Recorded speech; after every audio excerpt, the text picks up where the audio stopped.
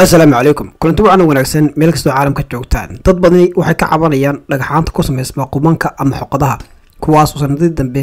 ay dadka qaar kood sidaan u sheegnay bay wajahayaan qaliimo iyo sidoo kale in qaataan dawooyin marka aad u culus si marka gabi ahaan qofka looga saaro dhagaxaantaas ku sameysmaya xoqadaha ama qubanka tonsil stones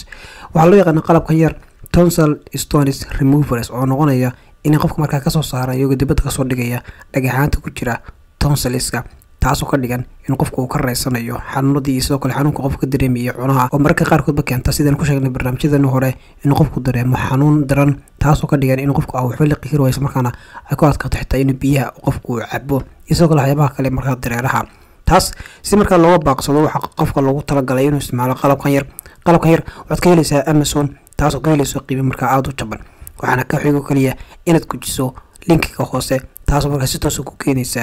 Amazon taasoo marka si dhaqso markiiba uu ugu imanay qalabka yar waxaana lagu shubaa biyo wax kale lagu shubo biyahaas marka waxay sameeyaan in cadaadis saaran tonsiliski ama xoqadii taasoo wada been ka soo saaraysa qofka soo marka operation ay soo kala qalin baan uu maro qofkaasi tonsiliski hadaba waxa ka xigo kaliya in hadda dalbato qalabka yar aad ka helaya Amazon oo marka website-ka uu caalamsan markaana ganacsigiisu ugu badan yahay caalamka.